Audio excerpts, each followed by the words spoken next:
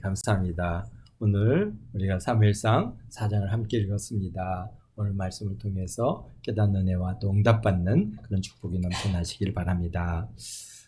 오늘 읽은 우리 사무엘상 4장은 이스라엘 역사 중에 아마 가장 충격적이고 또 슬픈 사건 중에 하나일 것입니다. 물론 가장 큰 충격과 가장 큰 슬픔은 솔로몬 성전의 파괴고, 그 다음에 이스라엘 백성들이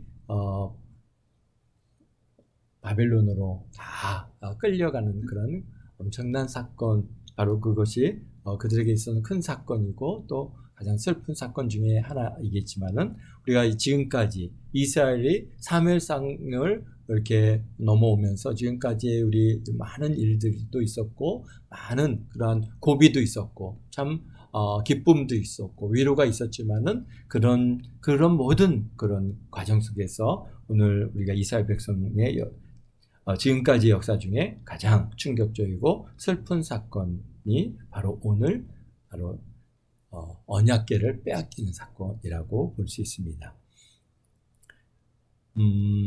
언약궤는 여호와 하나님의 임재를 보여주는 언약궤입니다. 그 언약궤는 거기에 속죄소가 있고 그룹이 있고, 그래서 그것을 지성소에 딱 모셔놓고 아무나 들어갈 수 있는 것도 아니고 1년에 한 번 거기에 속죄의 피를 가지고 들어가서 거기다 피를 뿌려 이스라엘 백성들의 죄를 속하는 일을 하는 그러한 정말 하나님의 임재가 있고 정말 두려운 곳이고, 정말 죄를 가지고 거기에 들어갔다가는 제사장이라 할지라도 살아남지 못하고 죽어서 그래서 제사장이 지성소에 들어갈 때는 다리에다가 끈을 묶고 들어갔다고 하지 않습니까? 그 다음에 이게 그 다음에 세마포 밑에는 구슬을 달려 있어서 방울이 달려 있어서 방울이 이제 움직이면 딸랑딸랑 소리가 났는데, 소리가 안 나면은 이게 죽었나 보다. 거기서 잘못하면 그냥 바로 하나님께서 치시는 그런 아주 정말 두려운 곳이고 하나님의 임재가 있는 그런 곳입니다. 그래서 끈을 누가 또 들어가면은 죽을 수 있죠. 그렇기 때문에 아무나 또 들어갈 수 있는 게 아니고, 그래서 끈으로 이렇게 끌어내야 할 정도로 그렇게 정말 두려움이 있던 그런 지성소에 있던 언약궤입니다. 근데 그런 언약궤를 갖다가 블레셋 사람들에게 빼앗겼고 말았습니다. 그러니까 이스라엘 사회에서 엄청난 충격과 절망을 하는 내용이 기록되어 있습니다. 심지어는 우리 비느하스의 아내가 아기를 낳고 그의 이름을 갖다가 이가봇, 하나님의 영광이 떠났다 라고 하는 그런 이가봇이라고 하는 영광이 없다, 떠났다 이런 뜻으로 이름을 지을 정도로 그렇게 아주 큰 충격적인 사건이 오늘 우리 4장에 기록되어 있습니다. 근데 언약궤를 빼앗기는 일이 왜 발생했느냐? 우리가 여기에 나와 있는 말씀들은 우리가 충분히 읽으면서 다 이해가 되는 말씀들이고요. 왜 언약궤를 빼앗겼을까? 이런 일이 왜 발생했을까? 우리가 그런 것들을 우리가 이제 찾아보고 알아가는 것이 오늘 이 말씀 속에서 우리에게 주는 교훈 중에 하나라고 봅니다. 우리들도 살아가면서 정말 그런 고난이 오거나 어려움에 겪게 될 때 왜 그런 어려움이 있고 왜 그런 고난이 있는가라고 하는 것들을 우리가 이제 그 원인을 찾을 수 있는 능력이 있을 때 빨리 우리가 바로 잡고, 그래서 하나님의 뜻 안에서 우리가 하나님의 긍휼하신 은혜 안에 계속 거할 수 있는 그런 복을 우리가 잘 유지할 수 있는 비결이라고 봐집니다. 그래서 언약궤를 뺏기는 이런 일이 왜 발생했느냐? 아마도 우리 첫째는 이스라엘 장로들의 말이도 장로들이 이제 말도 안 되는 결정을 하고 있습니다. 여기 보니까 이스라엘 백성들이 이제 사무엘이 온 이스라엘에, 우리 1절에 보니까 사무엘이 말이 온 이스라엘에 전파되니라 라고 말씀하고 계시지 않습니까? 이미 이제 사무엘은 어떤 사람으로서 인정되고 하나님의 말씀을 대언하는 그런 선지자로서, 대언자로서의 그런 위치에 이미 이제 알려져 있고 사람들이 다 그것을 인정하고, 그리고 그 다음에 이제 엘리 제사장의 일을 대신해서 하는 제사장의, 그래서 에봇을 입고 세마포를 입고 에봇을 입고 그렇게 제사장으로서의 일을 그렇게 감당하고 있고 그 다음에 성막 가까이에서 이제 머물고 그런 삶을 살아가는 그런 사무엘. 그래서 이미 이 이스라엘 사람들이 다 하나님께서 이 사무엘을 선지자로 세우셨고 그에게 하나님의 이상과 그다음 비전과 또는 말씀을 넣어주셔서 하나님의 뜻대로 이끌어 가시고 그래서 사무엘이 하는 말은 마다 하나도 땅에 떨어지지 않고 그대로 다 하나님께서 응답하셨다고 하는 사실을 갖다가 이제 이스라엘 사람들이 알고 있습니다. 그런데 여기에 보니까 블레셋 사람들이 이스라엘을 침공해서 들어옵니다. 이제 블레셋이 지금 어디라고요? 지금 가자지요. 그러니까 지금 가자 지역에 우리 보면은 하마스의 그런 전쟁과 이제 지금 거의 한 1년 가까운 시간 동안 그렇게 이제 이스라엘과 하마스 간의 전쟁이 있는데요. 정말 군사력에 있어서는 이스라엘이 월등하지만은 그러나 하마스가 결단코 그렇게 쉽게 항복하거나 그들이 그 전쟁에서 포기하지 않는 굉장히 보면은 이렇게 호전적이고 굉장히 그러한 그 전쟁에 있어서의 능숙하고 능란한 그런 사람들이라는 것을 우리가 현재도 우리가 그들을 통해서 보면서 이 당시에 이 블레셋은 굉장히 강력한 국가입니다. 지금 이스라엘이 지금 블레셋인 하마스 같이 가자 지구에 있는 사람들과 비교가 안 될수록 군사력이 굉장히 뛰어나다고 하지만 당시에는 블레셋이 철병거가 있었고 그 다음에 철로 군대를 갖다가 무장하고 있었기 때문에 이스라엘 사람들이 그렇게 쉽게 상대해서 이길 수 없는. 그래서 우리가 삼손 때는 블레셋에 의해서 이스라엘 백성들이 지배를 받지 않습니다. 근데 여기서 나오는 것도 말한 것처럼 어떻게 지금 지배를 해서 이스라엘 백성들을 어떻게 삼고 있어요? 종으로 삼고 있단 말이에요. 막 부려먹고 있는 거예요. 그런데 이제 뭔가 자꾸 사무엘이라고 하는 한 선지자의 그러한 그런 그분의 그런 존재감이 이스라엘 백성들로 하여금 어떻게 되겠습니까? 굉장히 이제 우리 하나님께서 우리와 함께 하신. 그래서 이 블레셋에 자꾸 대항을 하는. 그래서 그들 말도 잘 듣지 않고 막 이러는 그런 상황으로 가니까 블레셋이 군대를 일으켜가지고 다시 이 이스라엘 사람들을 갖다가 제압을 가하고 그래서 그들을 더 철저하게 종으로 삼으려고 하는 그러한 뜻으로 지금 이 블레셋 사람들이 군대를 일으켜가지고 이 이스라엘을 갖다가 치러 올라왔습니다. 지금 실로에서 조금 더 가면은 그러니까 지금 하이파 또는 가이사라 그 정도 꽤 지금 블레셋 가자지구는 저 남쪽에 있지 않습니까? 꽤 높이 이스라엘의 중간까지 올라와서 아벡이라고 하는 곳에 딱 진치고 있는 겁니다. 그러니까 이스라엘 사람들이 이제 다 나팔을 불어서 이제 다 모았겠죠. 모아서 에베네셀 곁에 진을 치고 블레셋과 싸우려고 딱 이게 진을 치고 있습니다. 그런데 한번 딱 붙었어요. 지금 참 지금은 지금도 마찬가지잖아요. 지금도 보면은 결국은 포도 쏘고 탱크도 하고 여러 군사 무기를 갖다 비행기를 띄우기도 하고 하지만은 그러나 최종적으로는 어떻겠습니까? 육군이 가서 같이 몸을 부딪히고 싸워서 그 땅을 갖다 점령해야 최종적인 전쟁의 승패를 갖다가 가름하게 됐는데 그때나 지금이나 좀 전쟁하는 방식은 차이가 달라졌겠지만은 그러나 어쨌든 간 서로 이제 무기를 가지고 맞부딪힌 거죠. 맞부딪혔는데 어떻게 됐습니까? 이스라엘 사람들이 한 4,000명 정도가 그 블레셋 사람들에 의해서 죽임을 당한 거예요. 그러니까 쉽게 해서 한 전투에서 진 거죠. 그러니까 이제 이스라엘 백성들이 어찌 이런 일이 있어요? 우리 3절에 보니까 백성이 진영으로 돌아오매 여기는 뭡니까? 진영이 에베네셀에 있는 진영이죠. 진영으로 돌아오매 이스라엘 장로들이 이르되 여호와께서 어찌하여 우리에게 오늘 블레셋 사람들 앞에서 패하게 하셨는고? 지금 이제 언약궤를 빼앗기는 원인이 어디에 있느냐라고 하는 것에 지금 한번 원인을 찾아보는 건데요. 근데 보니까 여기서 이스라엘 백성들이 전쟁에서 져가지고 4천 명 정도가 이제 전쟁에 죽고, 그래서 이제 돌아왔을 때 그 장로들이 얘기하기를, 여호와께서 어찌하여 우리를 갖다가 우리에게 오늘 블레셋 사람들에게서 앞에서 패하게 하셨는고, 여호와의 언약궤를 실로에서 우리에게로 가져다가 우리 중에 있게 하며 그것을 우리의 원수들의 손에서 구원하게 하자 하니, 그렇습니다.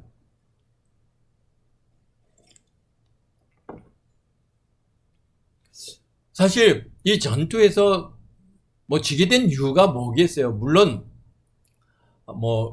전투력이 워낙 블레셋 사람들이 뛰어나고 무기가 강해서 이스라엘 백성들이 그들을 갖다가 상대하거나 전쟁에서 그들을 이길 수 있는 그런 여건들이 아닐 수 있습니다. 첫 번째는 아마도 그럴 가능성이 많이 있죠.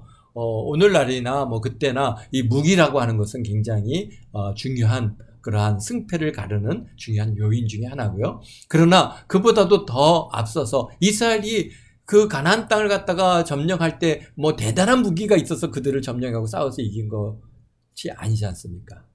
그들이 볼 때는 정말 그들은 거인이고 우리는 그들에 비하면 메뚜기 같은 존재. 거기는 큰 산성이 있고 철병거가 있고 철 무기가 있고, 이스라엘 백성들은 제대로 된 무기가 뭐가 있습니까?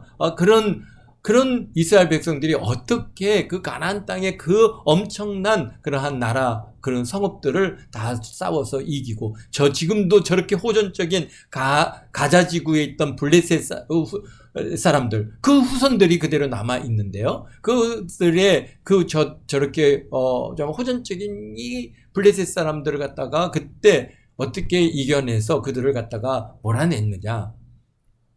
무기였을까요? 어떤 대단한 군사력이었을까요?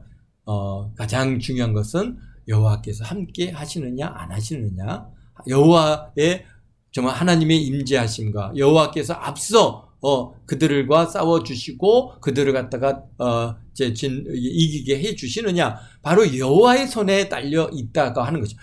이 장로들도 어느 정도 그것을 알았어요. 여호와께서 우리와 함께 하시지 않기 때문에 지금 우리가 이 전쟁에서 졌다라고 그들은 나름대로 평가를 한 건데, 그런데 그러면 여호와가 함께 하기 위해서는 어떻게 해야 여호와가 함께 하느냐? 근데 여기서 그들이 결정이 잘못된 게, 언약궤가 오면 여호와가 우리와 함께 하시겠다라고 생각을 하는 것이죠. 그러나 우리가 문제가 이렇게 우리가 살다 보면은 이런 어려움을 겪었다든지 이제 문제가 발생했을 때 우리는 그것을 갖다가 왜 이런 일들이 내게 있을까? 내가 왜 이런 어려운 일을 당하고 또 이런 정말 큰 상처를 입고 왜 이런 일들이 내게 있을까라고 우리가 나름 이제 생각할 일들이 있겠죠. 근데 거기서 우리가 가장 중요한 포인트가 뭡니까? 사실은 이게 내가 하나님 앞에 합하지 못하기 때문에, 하나님의 뜻대로 살지 못하기 때문에, 하나님께로부터 인정받지 못했기 때문에, 하나님께서 나와 함께 해주시지 않았기 때문에 내가 이런 일들이 허락되었겠구나. 그래서 나의 문제들이죠. 내가 혹여나 하나님 앞에 그릇 행하거나 그릇 말하거나 또는 죄악된 것들이 있나 나를 돌아보고 나를 갖다 회개하고 하나님, 제가 이렇게 하나님 뜻대로 살지 못했습니다. 하나님 말씀대로 내가 준행하지 못했습니다. 주여 아버지 하나님, 나의 죄를 용서해 주세요. 우리가 그래서 우리의 죄를 자복하고 회개하고, 그래야 하나님이 나와 함께 하시고 나와 동행하시고 그리고 나를 갖다 인도하신다고 하는 이 영적인 그런 세계를 우리가 충분히 우리가 경험해서 알고 있지 않습니까? 그런데 이스라엘 백성들도 마찬가지잖아요. 그들이 역사를 갖다 지금까지 동안 오면서 경험한 일들은 무엇입니까? 우리가 그들이 무슨 문제가 있을 때마다 어떻게 했습니까? 초기 이 가나안 이스라엘 백성들이 요단강을 건너서 여리고를 지나서 전쟁을 해서 아이성을 갖다 칠 때 아이성에서 졌거든요. 그랬을 때 왜 이런 일이 있었느냐? 그러면서 자신들 앞에서의 철저히 회개하고, 정말 하나님 앞에 우리가 왜 이런 일이 우리에게 허락됐습니까? 라고 물었을 때, 이제 그 안에 있었던 죄의 문제가 드러남으로써 그것을 회개하고, 그래서 아이성을 갖다가, 이제 승리하는 그런 역사를 왜 지금 이스라엘 백성들이 이것을 잊어버리고 있느냐 말이죠. 지금 이렇게 블레셋과의 전쟁에서 이게 패하고 났을 때는 어떻게 해야 됩니까? 먼저 자신들을 회개하고 성결케 하고 우리가 혹여나 제약된 게 없는가 알아보고, 그리고 누가 있잖아요. 누가 있어요? 사무엘이 있잖아요. 우리 사무엘 선지자가 있잖아요. 그러면 하나님 앞에 물어야죠. 하나님, 왜 우리가 이런 일을, 우리가 이 블레셋, 정말 이방인이고 정말 하나님을 갖다 모르는 자고 저런 자들과 우리가 싸우면서 여기서 이렇게 우리가 져야 됩니까? 이렇게 여기 4,000명이라고 하는 우리 형제들이 여기서 죽임을 당했습니다. 하나님, 이 일이 어떻게 이런 일이 허락됐는지 하나님 우리의 죄악됨을 용서하시고 우리가 어떻게 해야 될지 우리의 길을 인도해 주세요라고 우리가 하나님 앞에 먼저 속죄제도 드리고 또는 속건제도 드리고, 또 다음에 뭡니까? 우리 지금 사무엘을 하나님께 주셨잖아요. 그러니까 사무엘 선지자를 갖다가 모셔드려서, 지금 뭐 실로에서 그렇게 먼 곳이 아닙니다. 지금 보니까 여기서 언약궤를 갖고 올 수 있을 만큼 그 언약궤를 갖고 올 수 있다면은 사무엘 선지자도 모셔올 수 있는 그런 충분한 거리인데, 그 사무엘, 하나님께서 이 사무엘을 통해서 하나님의 말씀이 대언하고 계시다고 하는 사실을 그들이 알고 있으면서도 불구하고 사무엘을 부르지 않습니다. 하나님의 뜻을 갖다 묻지 않습니다. 그리고는 자기들이 생각할 때, 보니까 이게, 하나님의 임재가 없어서 그렇구나. 아는 거예요. 이 하나님의 임재가 없는 거는 하나님의 긍휼하심과 하나님이 역사해 주시지 않으니까 그렇구나. 그럼 어떻게 하면 하나님이, 역사하실 수 있을까? 그렇지. 언약궤가 있잖아. 언약궤를 딱 갖고 오면은, 그러면은 하나님의 임재가 따라올 것이고, 그러면 우리가 이 전쟁에서 우리가 이길 수 있어. 어디 그런 말씀이 있습니까? 지금까지 역사 속에서 물론 이스라엘 백성들이 출애굽을 해서 가나안 땅으로 들어와서 언약궤를 실로에 놓을 때까지 물론 언약궤가 함께했고 여호와 하나님이 함께하셨지만, 가나안 땅에 들어와서 어느 전쟁에 언약궤를 들고 나가서 그 싸움을 갖다가 행한 그러한 전쟁이 어디 있습니까? 이 정복 전쟁 내내 실로의 하나님의 언약궤는 그대로 있었고 이스라엘 백성들은 다 흩어져서 그 정복을 했던 그런 역사의 시간들이었고, 그 이후에 사사기를 통과하고 지금까지 늘상 언약궤는 실로에 있었습니다. 그런데 왜 이런 생각을 했을지 모르겠어요. 참 교만이고, 어떤 면에서는 이제 언약궤는 뭘와 같이 생각하는 거예요, 이 사람들이요. 이미 이제 하나님에 대한 그러한 순수성을 다 잃어가니까 이제 언약궤는 뭐로 보는 거예요? 부적같이 보는 거죠. 마치 그것을 갖다 수호신같이 보는 거예요. 우리들도 정말 신앙을 갖기 전에 그런 수호신, 이게 이런 거, 요거를 내가 품에 갖고 있으면 이게 나를 갖다가 지켜줄 것이다. 나를 갖다 보호해줄 것이다. 이게 나를 갖다가 나에게 복을 줄 거다. 그렇게 생각하면서 뭔가 타부시하는 그런 수호신 같은, 그런 우상 같은 이런 것들을 갖다가, 소지하고, 그렇게 했던 일들이, 참 부끄러운 일이지만 그런 생각들을 가졌던 때가 있었어요.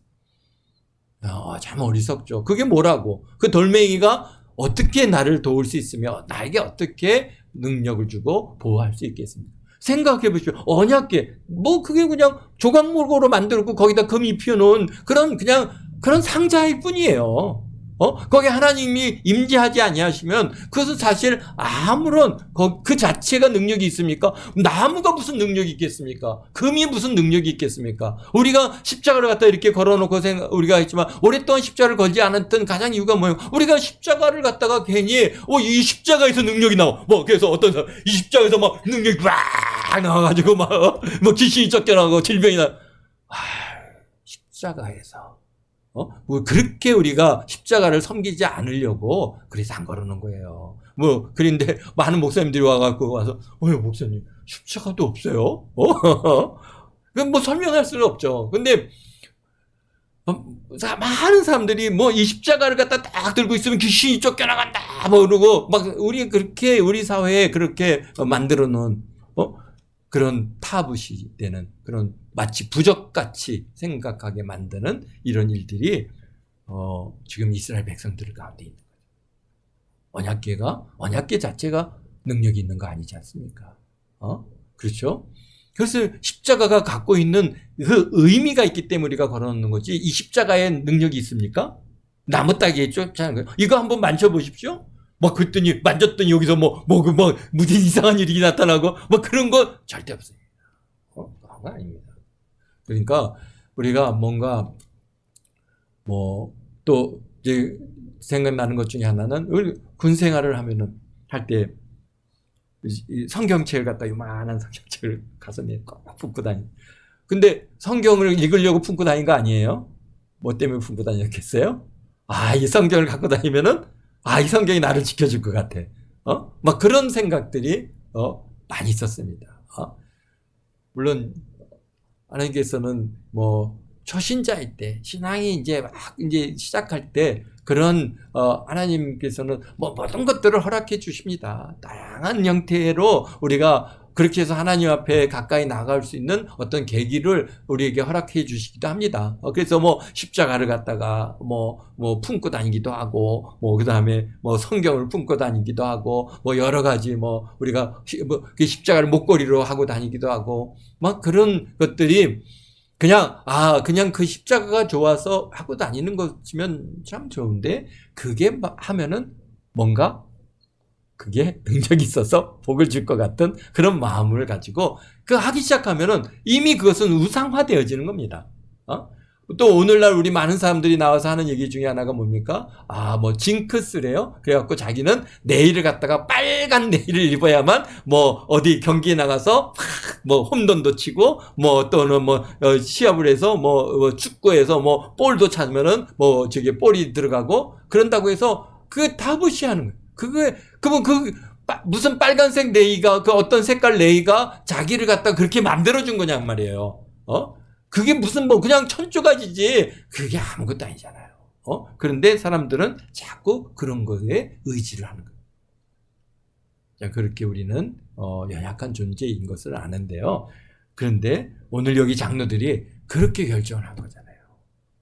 뭔가 이 언약궤를 우리가 딱 데리고 오면은 그러면 그냥 그 언약궤가 능력을 팍 발휘해서 저 놈들을 갖다가 다 물리칠 것이다.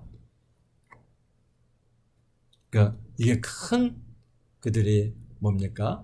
실수고 행한 거죠. 결국은 그 언약궤를 빼앗기게 된 근본적인 원인은 그들의 그런 언약궤를 언약궤는 어디에 두르라고 했어요? 지성소에 두르라고 그랬죠. 근데 그 지성소에 둘 것을 자기 멋대로 그들이 끌고 그 전쟁터로 갖고 나온 그런 일로 인해서 결국은 언약궤를 빼앗기고 많은 결과를 갖고, 첫 번째는 그들의 죄를 자기네들이 회개하거나 하나님의 뜻대로 살려고 하지 않고, 또 하나님의 말씀을 물려들지 않고 하나님의 뜻을 갖다 알아보려 하지 않고 자기네들끼리 꽁짝꽁짝 해갖고 그렇게 어떻게 합니까? 그냥 언약궤를 갖다가 갖고 들어온 이 일이 결국은 언약궤를 이 블레셋 사람들에게 빼앗기고 많은 이런 결과. 근데 언약궤가 이스라엘 중으로 들어오니까 이스라엘 백성들이 난리가 난 겁니다. 큰 소리나 외치면서 땅이 울릴 정도였어요. 그때는 대단한 것 같았죠. 그냥 이제 모든 전쟁에서 다 이길 것 같아. 그런데 그것을 갖다 블레셋 사람들이 듣고 이게 무슨 일이냐 그랬더니 그들의 신이 왔다. 그런데 그들 신이 어떤 신이냐? 저기에 출애굽을 해갖고 그냥 이스라엘 백성들을 가나안까지 데리고 온 그 엄청난 신이다. 그 신이 왔으니 이제 우리는 이제 다 이제 큰일 났다. 그러니까 또 거기서 어떤 얘기합니까? 야, 너네들 저 이스라엘 백성들한테 져가지고 저들의 종같이, 우리가 저들을 종같이 다루고 있는데 이제 우리가 그들의 종이 돼야 되겠느냐? 그러면서 여기서 그들을 갖다가 격동시키는 거 있는 것을 우리가 봅니다. 그러니까 이 블레셋 사람들이 이게 9절에 너희 블레셋 사람들아 강하게 되며 대장부가 되라. 너희가 히브리 사람의 종이 되기를 그들이 너희 종이 되었던 것 같이 되지 말고 대장부 같이 되어 싸우라. 막 독려를 합니다. 근데 독려를 할 때 그죠. 그들의 가장 그 뭐랄까요 그 힘을 발휘하는 원동력을 찌르는 거죠. 그게 뭐냐? 너 종같이 살 거야? 내가 너네들 저들 지금 우리가 히브리 저놈들을 우리가 종같이 부렸는데 그들의 종이 되겠느냐? 그러니까 우와 안 된다. 우리 싸우자. 막 그렇게 되는 거잖아요. 그래갖고 결국은 다시 블레셋과 이스라엘이 크게 붙었죠. 그런데 이스라엘이 패하해서 장막으로 도망가고 그날 살육이 몇 명입니까? 3만 명이에요.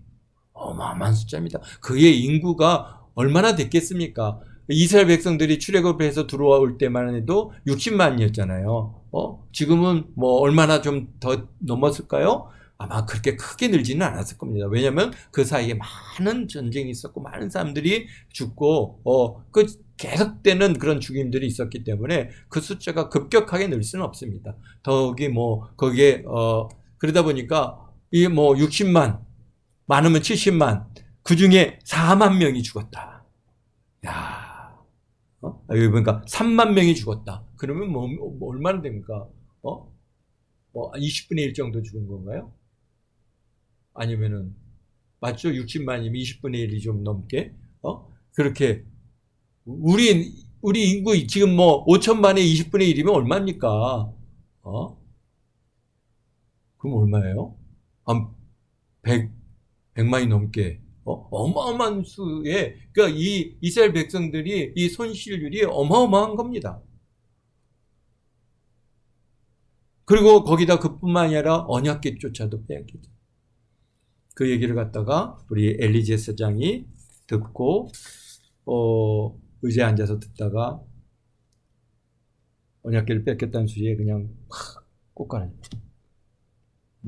뒤로 그냥 확 꼬꾸라져서 그래서 목이 부러져서 죽고 말하는데 그의 나이가 98세였다라고 그렇게 말했습니다. 꽤 나이가 들었죠. 98세다 보니까 눈이 어두웠고 몸도 비대했고 결국은 그러면 98세의 나이 때 홈리와 비누아스의 나이는 그러면 얼마나 됐을까요? 실상 그들도 나이가 60세 안팎으로 됐겠죠. 그러니까 뭐 아무리 30에 사실은 30 이전에 나왔을 가능성이 많으니까요. 그러면은 70일 수도 있습니다. 70, 60세 중반. 그러니까 홈리와 비누아스도 결코 그렇게 그냥 어린 청년의 나이들은 아닙니다. 그런데 그 뒤를 이어서 누구를 주셨어요? 사무엘을 주신 거잖아요. 그러니까 지금 결국은 엘리제 사장이 그 일로 인해서 죽게 됐고 비누하스의 아내가 임신하여 또 그 얘기 해산할 때쯤에 언약궤를 뺏긴 것과 시아버지가 죽고 남편이 죽었다고 하는 소식. 그런 걸로 봐서는 지금 비누하스가 뭐 좀 더 여기에 결혼을 해서 자녀를 낳을 정도의 나이로 보면은 뭐 한 40대일 수도 있겠네요. 그러니까 나이 차이가 그렇다면 꽤 많이 나는 거죠. 어쨌든간 우리 비누하스가 둘째 비누하스가 아내가 임신해서 아기를 낳을 때쯤에 남편이 죽었다는 소식 듣고 시아버지 죽고 언약궤를 빼앗겼다고 하는 그런 얘기를 듣고 충격을 먹은 거죠. 그러니까 갑작스럽게 이제 조산기가 와서 결국은 해산해서 아들을 낳았는데요.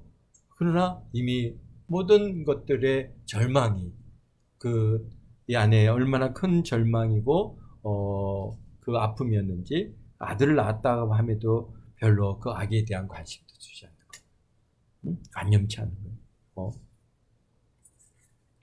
그래서 이름을 뭐라고 줬어요? 이가봇이다 라고 하나님의 영광이 떠났다. 또 영광이 없다. 이런 이름을 붙였다고 합니다. 그럼 우리가